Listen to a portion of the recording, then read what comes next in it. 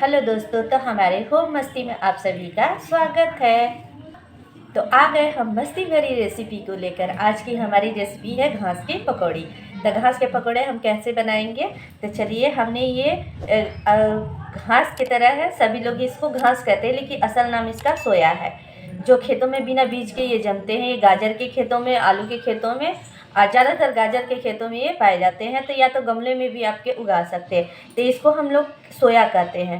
अगर मार्केट में अवेलेबल हो तो अच्छा चीज़ है। अब मार्केट में कहीं कहीं इसका खुशबू भी अलग होता है, ये अपना खुशबू अलग ही देता है, इसमें धनिया से अलग स्वाद होता है। तो ये हमारे पास सोया साग है, इसको हम लोग सोया साग बोलते हैं। तो सोया साग और लहसुन पत्ते और 2 आलू। तो चलिए हम आज सोया साग का पकौड़ा बनाते हैं। तो आप इसको सोया भी बोल सकते हैं, कुछ लोग इसको घास के तरह कहते हैं। ये घास है, ये घास नहीं है, बहुत हेल्दी ये मतलब खाने में बहुत हेल्दी है। इसको अगर साग के तौर पे खाए या पकौड़ा के तौर पे खाए तो ज़्यादातर ये सब्जियों में डाले जाते हैं हमारे यहाँ। तो चलिए आज हम इसका पकौड़ा बनाते हैं। तो पहले आलू को हमने बारीक काट लेंगे और सोया को धो के काट लेते हैं। तो चलते हैं हम पकौड़ा बनाने। चलिए, तो देखिए हमने सोया को धो के अच्छी तरह से काट लिए हैं। अब इसमें डालेंगे हम बारीक कटी हुई आलू। आप हरी सब्जियां भी डाल सकते हैं ज़्यादातर। उसके बाद डाल देंगे हमने छोटे से 1 से 1.5 प्याज ले रखे हैं, उसको डाल देंगे। और फिर ये लहसुन की पत्तियां हैं जो हमने काट लिए हैं छोटे टुकड़ों में।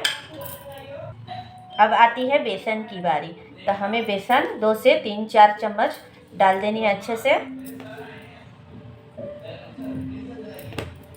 पकौड़े के हिसाब से आप बेसन डाल सकते हैं।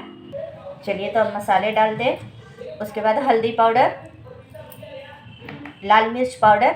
आप हरी मिर्च भी डाल सकते हैं, हमने लाल मिर्च डाले हैं थोड़ी से। और ये जीरा पाउडर, थोड़ी सी गोलकी पाउडर डालेंगे, हल्का ही गोलकी पाउडर डालेंगे, ज़्यादा नहीं। अब सभी चीज़ों को हाथों से हम मसल देंगे। इसमें पानी नहीं डालेंगे, जब पानी की ज़रूरत होगी तभी डालेंगे, लेकिन ये ऐसे ही मसल के 2 से 3 मिनट के लिए इसको रेस्ट करने के लिए छोड़ दीजिए, तभी पकौड़े बनाएं। हम इसी तरीके से सभी चीज़ों को मसल लेंगे। चलिए, तो हमने बिना नमक के इसको मसल लिए हैं, ताकि ये अगर ज़्यादा देर हो जाएंगे पकौड़े बनाने में तो नमक डालने से हमारे पकौड़े गीले ज़्यादा हो जाते हैं। तो ये हमने बिना नमक के मसल के रख दिए हैं। अब इसको 5 मिनट के लिए हम रेस्ट करने के लिए ढक के रख देंगे। अब तब चलते हैं बनाने। चलिए, तो 5 मिनट हमारे पकौड़े के हो गए। अब चलते हैं इसको हमने बनाने। तो इसमें अब नमक डाल के अच्छी तरह से हम मसल लेंगे। स्वाद अनुसार नमक डालेंगे और अच्छी तरह से मसल लेंगे। चलिए, तो पूरे में हम अच्छे से मसल लेते हैं। उसके बाद चलते हैं बनाने। आपको घास की पकौड़े कैसे लगे तो हमें कमेंट बॉक्स में कमेंट जरूर कीजिएगा। ये घास नहीं, इसको सोया कहा जाता है, सोया साग। हमारे यहाँ इसको ज़्यादातर सोया कहा जाता है, लेकिन कुछ लोग इसको घास के रूप में कहते हैं कि घास जम कहते हैं। ये घास नहीं है, सोया है। खाने में बहुत हेल्दी होता है, ये हर एक चीज़ खाई जाती है। ये घास नहीं है, लेकिन ये अपने आप जमती है खेतों में, इसके बीज नहीं बोए जाते। जब गाजर की खेती हो चाहे आलू की खेती हो तो ये जम जाते हैं, या तो आपके गमले में भी ये जम जाते हैं। ज़्यादातर ये गमले में ही, हमारे यहाँ गमले में ही होते हैं। तो चलिए, हमने नमक मिला लिए हैं। अब चलते हैं इसको बनाने। चलिए, तो हमारा तेल पहले से बैठा हुआ था और तेल गरम भी है। तो इसमें हम पकौड़े डाल के फ्राई करेंगे। अब तवा पे भी पपड़ा बना सकते हैं, हम तेल में फ्राई कर दे रहे हैं। अब इसको तेल को कभी भी फ्राई करें तो मीडियम आंच पे करके करें, क्योंकि अंदर से पकौड़े जो आलू हैं वो अच्छे से फ्राई हो जाएंगे मीडियम आंच पे। अगर तेज़ आंच पे आप करेंगे तो आलू कच्चे रह जाएंगे, ऊपर से क्रिस्पी हो जाएंगे, अंदर से गीले रहते हैं। तो हम मीडियम आंच पे करेंगे और थोड़ा देर तक ले करेंगे, सुनहले होने तक ले। सभी पकौड़े को हम डाल देते हैं इसमें।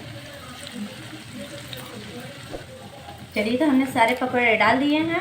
अब जब पकौड़े एक तरफ से अच्छे से पक जाए तो दूसरी तरफ अच्छे से पलट के हम पका लेंगे। क्यों, देखिए, अब एक अगर तेज़ आंच रहती वो तो एक पर एक आप पकौड़े कभी भी कोई भी पकौड़े बनाते हो आप डालेंगे तो ये एकदम हल्का सुनहला नहीं होगा, एकदम डार्क ब्राउन हो जाएगा। तो इस तरीके से हम पलट के पकाएंगे तो अंदर से ये क्रिस्पी होगा। तो कभी भी पकौड़े बनाए तो आप मीडियम आंच पे बनाएं, कभी तेज़ आंच पे ना बनाएं, ताकि हमारे पकौड़े अंदर से पक जाए। चलिए दोस्तों, तो देखा जाए तो देखिए, तो हमारे सारे पकौड़े बन के रेडी हो गए। अब इसको हम निकाल लेते हैं। पहले एक बार पलट लेंगे, उसके बाद देखेंगे निकालने लायक है कि नहीं। तो हमारे सारे पकौड़े रेडी हो गए हैं, तो इसको हम निकाल लेते हैं। तेल को अच्छी तरह से निचोड़ के आप निकाल लीजिए। अगर पकौड़े में तेल रहते हैं तो थोड़ा सा अजीब तरीका का लगता है, इसलिए तेल को ऐसे किनारे पर करके पकौड़े एक या तो छन्नी हो बड़ा सा, तो आप उसी में छान के निकाल लीजिए। तो हमारे पास छोटे से छन्नी है, इसलिए हम किनारों पर ऐसे करके सारे तेल को हम निकाल लेंगे। इस तरीके से आप करते हैं तो सारे तेल हल्का हल्का रिस के निकल जाते हैं। इस तरीके से आप कर देंगे तो सारे तेल निकल जाएंगे। अगर बड़ा छन्नी हो तो कोई बात ही नहीं है। उसके बाद जो बचे हुए थे उसको भी हम डाल के पकौड़े तैयार कर लेंगे। अब आप सोया का कहिए या घास के पकौड़े कहिए, ज़्यादातर घासी के पकौड़े कहिए तो अच्छे लगेंगे, क्योंकि ज़्यादातर लोग घास ही समझते हैं इसको, तो हम घास के ही पकौड़े कहेंगे। तो ये हमारी घास के पकौड़े आपको कैसे लगी, तो हमारे कमेंट बॉक्स में कमेंट ज़रूर कीजिएगा और बताइएगा कि हमारे पकौड़े कैसे हैं।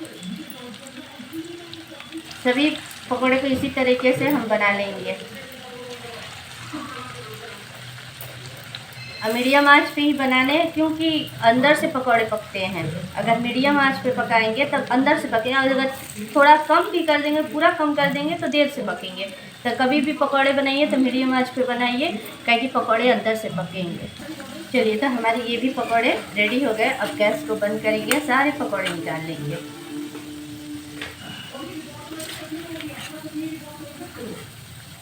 आप भी अपने फैमिली के साथ गर्मा गर्म पकौड़े का मज़ा लें। और साग, या सोया साग कहिए या घास कहिए, आप किसी चीज़ के साथ बोल के खाइए, लेकिन एक बार बना के ज़रूर खाएं। बहुत टेस्टी लगते हैं ये पकौड़े, आप अपने घर में ज़रूर बनाएं। चलिए, तो हमारे गर्मा गर्म पकौड़े रेडी हो गए हैं। चलिए, तो हमने हरी धनिया और सॉस ले रखा है, आप उसके साथ गर्मा गर्म खाइए और पकौड़े का मज़ा लें। अब फिर मिलेंगे एक मज़ेदार रेसिपी।